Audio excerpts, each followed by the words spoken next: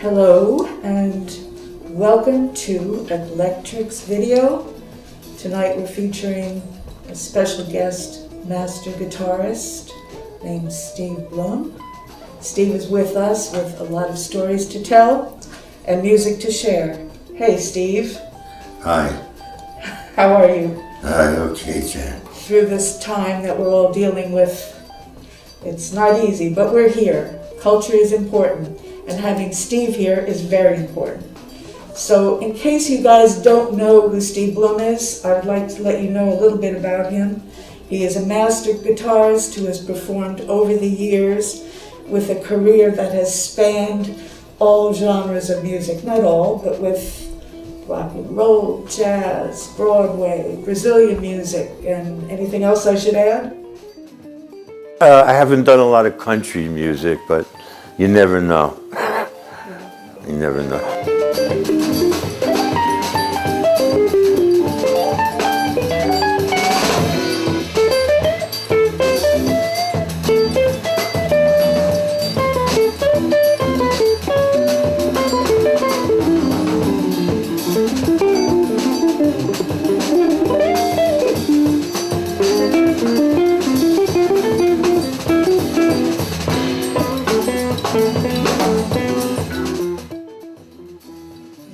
Well, I know that you were born in New York City.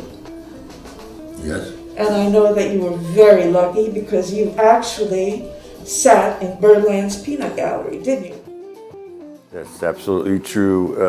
In fact, I played in Birdland on Sunday afternoons with some teenagers for a while. We had a small group. We played nothing but jazz. And when I first walked into the club, and this is the original Birdland, the iconic jazz club that was on 52nd Street and Broadway downstairs in the basement. That's pretty wonderful. How long did you attend the New York School of Jazz? That's on scholarship, I might add. Yeah, I didn't even know that I had gotten a scholarship, but years later I saw a letter that was signed by Dizzy Gillespie saying they gave me a scholarship. Yeah, only a few years. We had a band that was made up of kids that played in the big band, you know, and we would form small groups, you know, and play in places, play in clubs like Birdland. I played in quite a few like small groups when I was a teenager. I graduated from rock and roll to jazz fairly quickly. And so by the time I was 15, I was playing gigs in Manhattan, you know, with like all black bands playing for all black people. And they would dance to anything we played, you know. No matter what it was, they would dance to it. If it was a Charlie Parker tune, they would dance to it. So that you don't have that anymore. But no matter what we played, they would dance. They would dance to it. What was the bridge that crossed you over from rock and roll into jazz? Anything in particular? When I was 14 years old, I heard a couple of jazz guitarists, and I liked what they were doing. One was a white guy named Herb Ellis, and one was a black guy named Bill Harris. But when I was 15 years old, I heard Wes Montgomery, and hearing that had an impact on me, a certain kind of impact on me, and that made me want to try to play jazz on the guitar for real, you know, that the impact that Wes Montgomery's playing had on me. Did you find a special teacher, or are you an autodidact? I'm mostly self-taught, but I had a few teachers briefly. When I went to the New York School of Jazz, I had a teacher whose name was Larry Lucy, and he was an older black man, and he had a history. He played and recorded with Jelly Roll Morton, Louis Armstrong, Benny Carter, and Fletcher Henderson. So he was mostly a rhythm guitar player. But he got me on the path to playing jazz standards like How High the Moon, Cherokee. He was a nice man. He was a good teacher. I didn't take too many lessons from him. He had real neat handwriting too. I mean, when he wrote out music for me, his calligraphy was great. You studied briefly at the University of Miami, and at that point, life intervened and you got an offer you couldn't refuse. Yeah, I was a freshman in 1966 at the University of Miami, and Peggy Lee came into town to do a gig, but one of the guitar players, she was using 4 guitar players at the time in this particular show that she was doing. One of them, a local guitarist, couldn't make the gig. She needed somebody.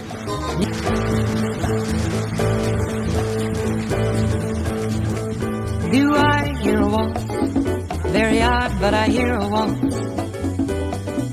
There isn't a band and I don't understand it at all. I can't hear a waltz. Oh my Lord, there it goes again. Why is nobody dancing in the street? Can't they hear the beat? Magical, mystical, miracle, can it be? Is it true? Everything suddenly lyrical, can't be me.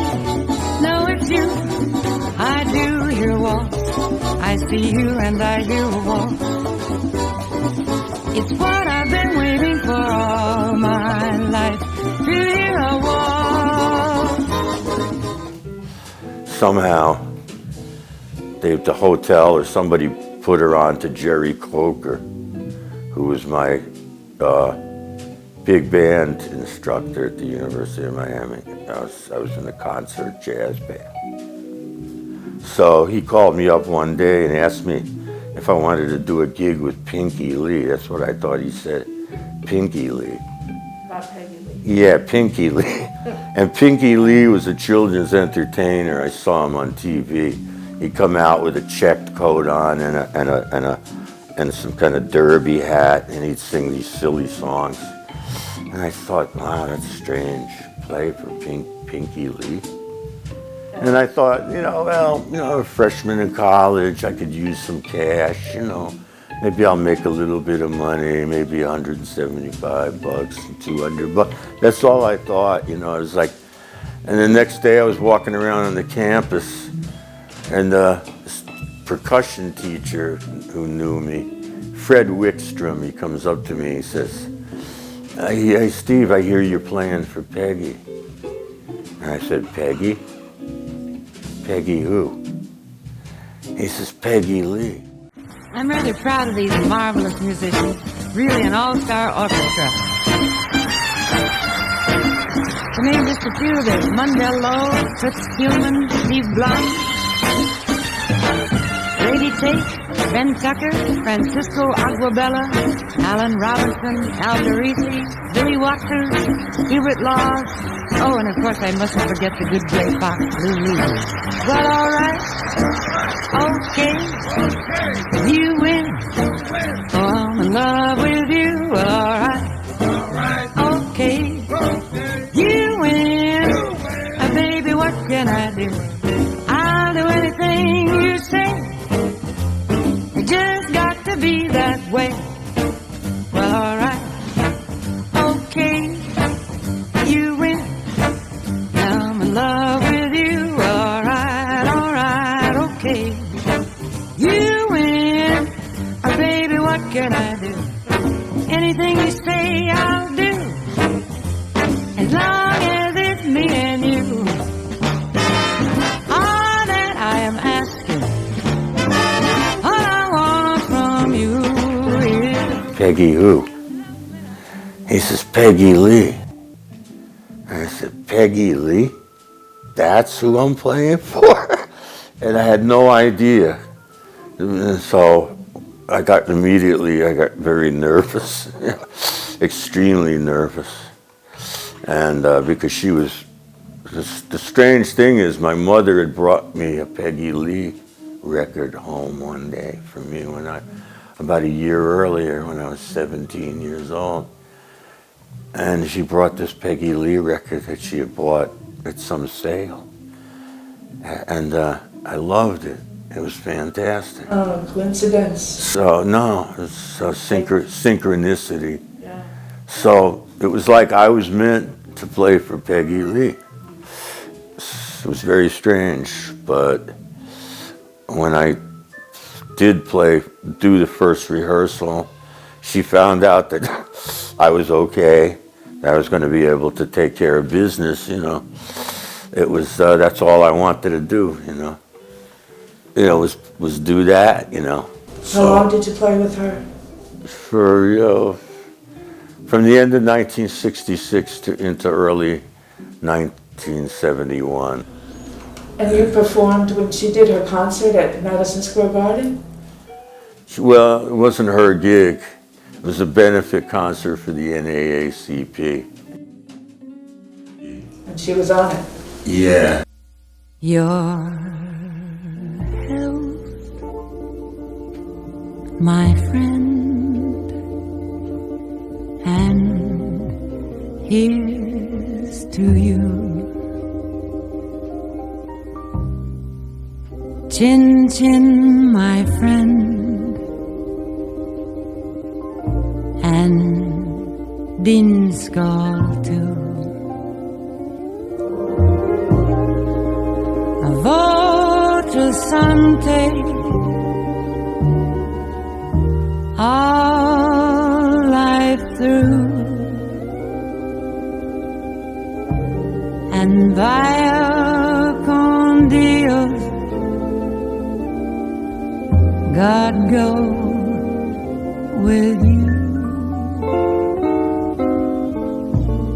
Good times, my friend. Shalom, shalom.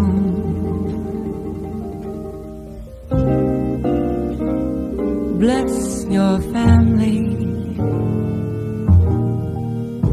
and bless your home. Ray Charles was there. All the stars of black music were there. All of them. It was a thrill. I mean, it was like I couldn't believe I was sitting there waiting for her to come on, and Ray Charles was up there on the stage, practically right next to me, to my left. And I was seeing one of my all-time heroes. Yeah, I mean, it was just, you know, I played on WNBC television, not on camera, but I played for her on an NBC TV special where you could hear my licks coming through. And I played with her on WNEW radio.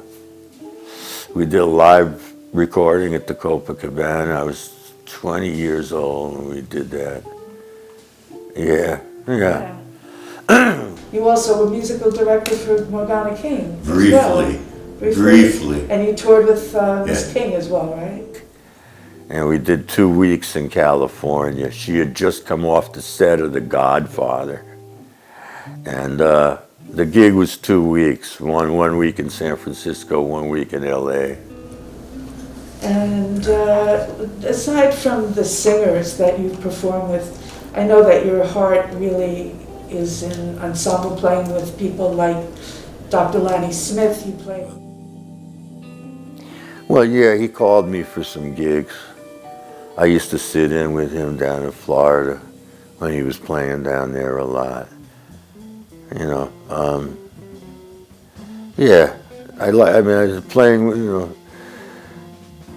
Yeah, well, you feed off each other, the musicians, when the chemistry is right, and it's, you know, yeah, it's better than sitting in your room playing alone, you know.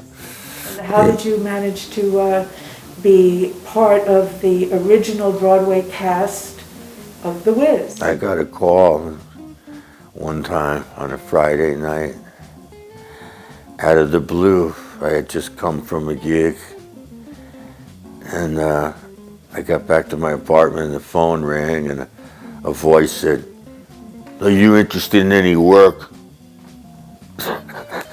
And I said, yeah. I was just freelancing at the time, you know, taking whatever I could get. And I had been a sub in the Broadway show Raisin. I had been a sub for the regular guitarist. So the sub conductor, the associate conductor of that show, called me up and he asked me if I wanted to go out on the road with the Wiz show. He says, it was Friday night, he says, you got to come in and audition tomorrow. The show opens in Baltimore on next Tuesday. So I said, okay. I went in and I played my few little licks, and they gave me the gig. And the next Tuesday, we opened. Possibly, but are you sure it's worth the suffering? Oh, I don't think my son do. I'm thinking,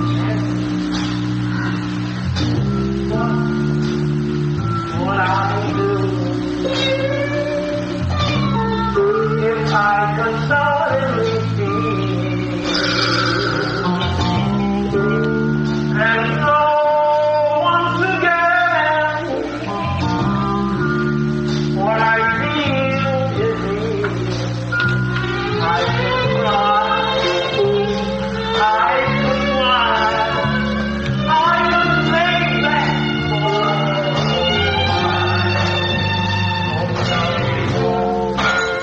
what would I do?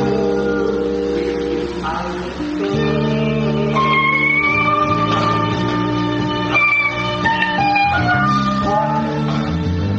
what I do? The night we opened was the night that Muhammad Ali defeated George Foreman. It was that night, October 30th or whatever it was, man.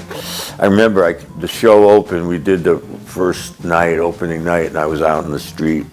I saw some black people in downtown Baltimore. I was going to my hotel. I said, who won the fight? They said, Ali. I said, he did? Oh boy. He made me happy again, you know. So there was that, yeah. Wonderful. That was opening night. It was the same night that Ali beat George Foreman in Zaire. What was it about Broadway that you found to be so different or new? Or Well, it was just a job, you know. It was just to keep myself alive. really? Yeah, I mean, musically, there wasn't much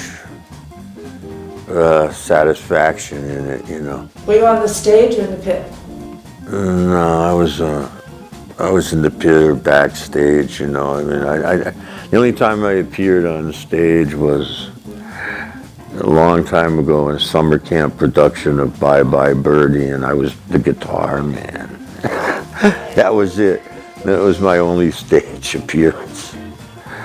Yeah. What brought you to the Latin music? Latin music, I grew up hearing it all the time in the 60s.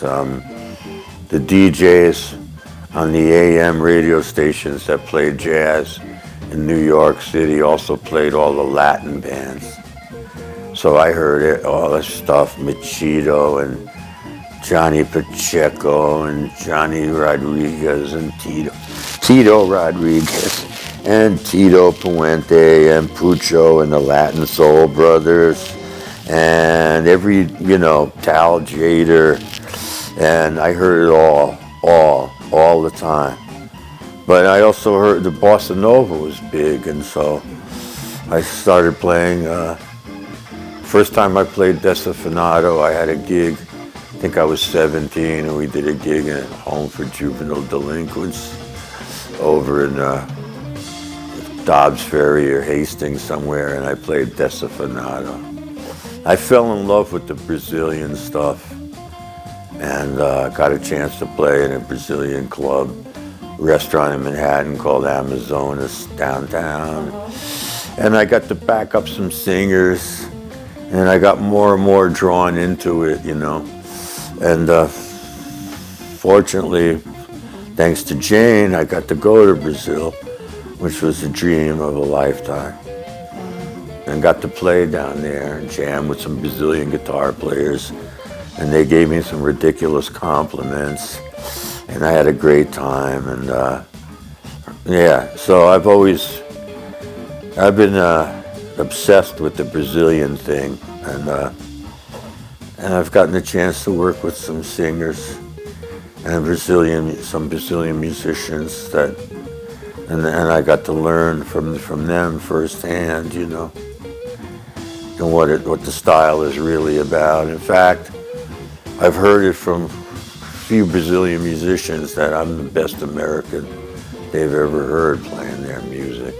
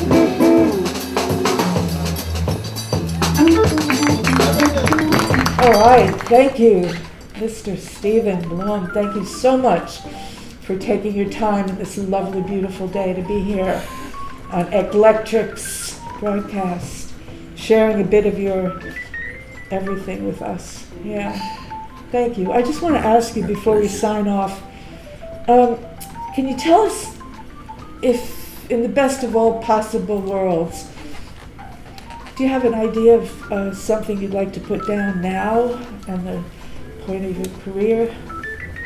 Well, I have an idea to record one of my tunes, you know. Latin tune? Yeah, it's a Latin style tune, yeah. I was working on words to it, you know, some about a place uptown, you know, where at midnight they all throw down.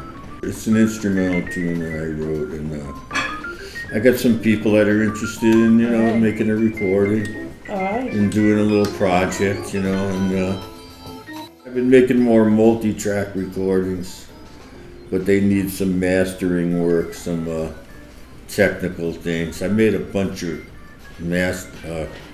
multi-track recordings, some of my own tunes. I've been working on home recording in the box, in the computer. Welcome to our new normal. Yeah. Well, I've been socially distancing for years anyway. I just want to say thank you so much. You know, thanks for the being interest. You know, Yes. whatever. What can I say? You know, you got me out of the house. Well, wonderful. We're happy to hear you. Thanks. Tell us your stories and also to hear your music. Thank you so much. I'd also like to thank Jane Blackstone for her wonderful hospitality up here in Peekskill. And I want to also thank our producer, Angela Viscido. Thank you so much, Eclectrix. Rock on. So, All right. am I going to be able to see this when it's done?